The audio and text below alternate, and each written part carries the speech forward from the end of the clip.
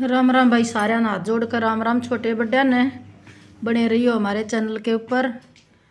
भाई आपने हमारा चैनल जैसा सब्सक्राइब नहीं कराया हो तो सब्सक्राइब कर लो।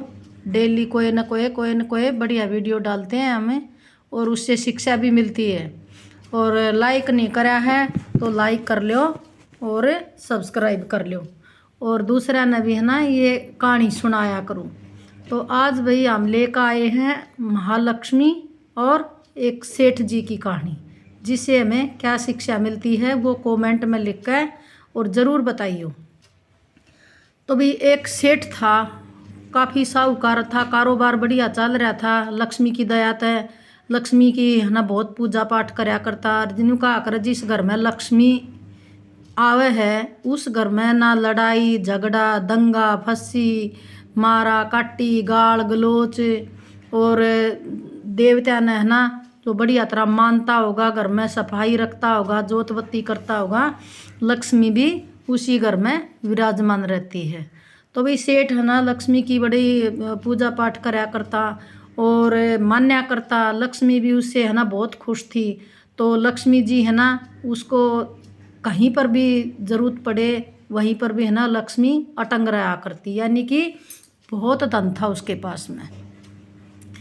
तो भाई एक बार है ना वो अपना मंदिर मस्जिद कितना भी है ना जाना आना उन्हें छोड़ दिया। क्यों? धन इतना हो गया, उन्हें संभालने में पागल हो गया वो। ये लक्ष्मी जी है ना इतनी प्रसन्न रहेगी उसके ऊपर। तो भाई एक दिन है ना वो अपना काम काज करके और वो सो गया। तो सपने में ना लक्ष्मी जी आई और बोली सेठ से, सेठ जी मैंने आपके घर में रहते हुए 25 साल हो गए और अब मैं आपके घर से जाना चाहती हूँ। सेठ जी बोले, हे लक्ष्मी जी अगर आप मेरे घर से चली गई तो मैं तो गरीब हो जाऊंगा, मेरे पास तो धन का अभाव हो जाएगा। लोग जो मेरे सामने सलूट करते हैं, रामा किसनी करते हैं, मेरी इतनी इज्जत करते हैं, वो आपके ही कारण करते हैं। अगर आप चली गई तो मैं तो गरीब हो जाऊंगा और लोग मेरे से कौन बात करेगा, गरीब से में से तो सबको बदबू आती है। तब बोले तो भाई मैं क्या करूं, मेरे को तो जाना पड़ेगा, काफ़ी टाइम हो गया, 25 साल हो गए तेरे घर में रहते। तो बोला नहीं माँ लक्ष्मी देवी, ये माँ लक्ष्मी आप मेरे घर से मत जाओ। बोले भाई जाना तो पड़ेगा, लेकिन मैं आपने एक वरदान दे जाऊंगी, वो एक ही वरदान मिलेगा। यो नहीं कि भाई तू बार बार नए नए वरदान है ना मेरे सामने है ना प्रस्तुत करेगा और मैं सारे दे। सिर्फ एक वरदान दे सकती हूँ मैं, वो मांग लिए।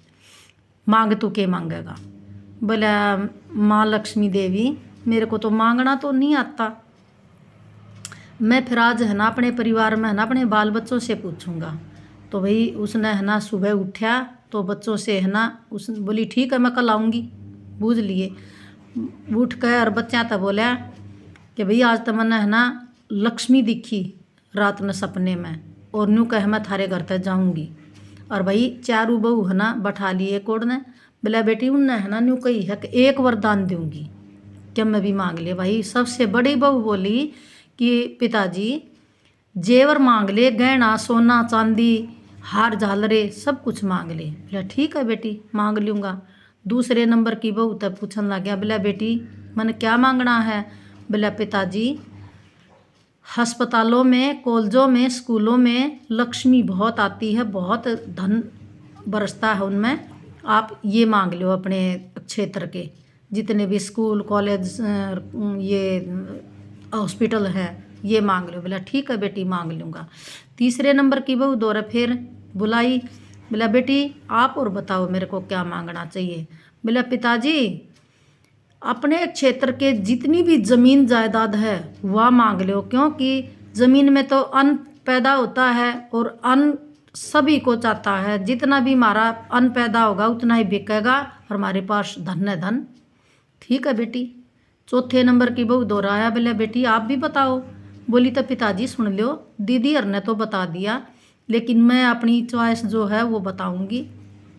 पिताजी ना मेरे को जेवर चाहिए, ना मेरे को अस्पताल कॉलेज स्कूल चाहिए, ना मेरे को क्षेत्र की ज़मीन चाहिए, मेरे को तो है ना घर में सुख शांति चाहिए।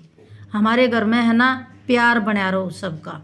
और आपस में है ना किसी की भी तू तसे मैं नहीं हो, लक्ष्मी अपने आप ही विराजमान रहेगी। बोला ठीक है बेटी। अगले दिन फिर वही काम कुम करके और सो गया। लक्ष्मी जी तो वचन देकर जा रही थी, आ गई। बोली सेठ जी अपने बच्चों से पूछ लिया? हाँ लक्ष्मी माता मैंने पूछ लिया। बोला तो मांग के मांगेगा? बोला मेरे को लक्ष्मी माता कुछ नहीं चाहिए, ना मेरे को धन चाहिए ना दौलत चाहिए, कुछ भी तो नहीं चाहिए।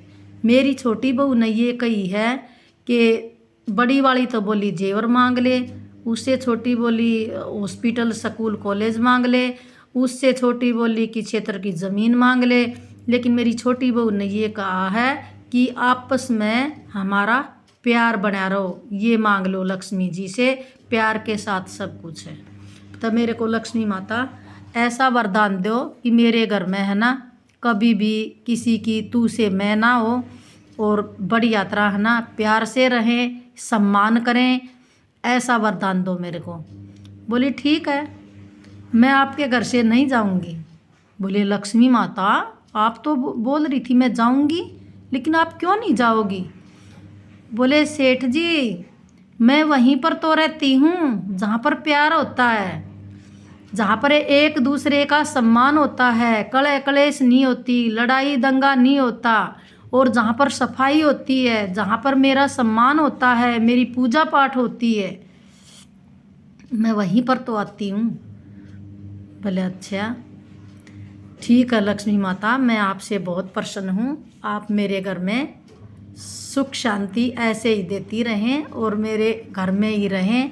मैं आपके जाने से मेरा तो दिल धड़कने लग गया था, और मैं आपके बिना कैसे रहूँगा, क्यों समाज में तो आपके कारण ही मेरी इज्जत थी। अगर आप चली जाती तो मैं तो दरिद्र हो जाता, अरबपति रहता ना खरबपति रहता ना, मैं तो कति खाक हो जाता। बोली ठीक है सेठ जी, मैं आपके वचनों से बहुत प्रसन्न हूँ और मैं आपके घर में रहूँगी। तो मेरे भाई बहनों, जैसे लक्ष्मी माता ने सेठ जी से जो वचन दिया, जो एक बात सुख शांति दी, तो भाई सबसे मेरा हाथ जोड़कर यही विनती है कि अपने घर में है ना आपस में लड़ाई भिड़ाई कहा सुनी कलेश और साफ सफाई ज़रूर रखियो, कलेश वलेश मत करियो, प्यार से रहियो। क्योंकि जहाँ पर हमारी माता लक्ष्मी होती है वो प्यार में ही, आपस में जो प्यार से रहते हैं वहीं पर लक्ष्मी रहती है। कलेश में ये कभी नहीं आएगी। एक बार दरवाजे पर आएगी और जहाँ पर लठ बाजते दिखेंगे लक्ष्मी कभी नहीं आती। लक्ष्मी वहीं पर रुकती है, वहीं पर विराजमान रहती है जहाँ पर आपस में परिवार में प्यार होता है, सम्मान होता है, एक दूसरे का बड़े छोटों की इज्जत होती है, और जहाँ पर सफाइयाँ होती हैं तो लक्ष्मी वहीं पर आती है। नुका कर मन में मानते रहो और अपने नियम पर टिके रहो तो लक्ष्मी माता किसी को धोखा नहीं देंगी।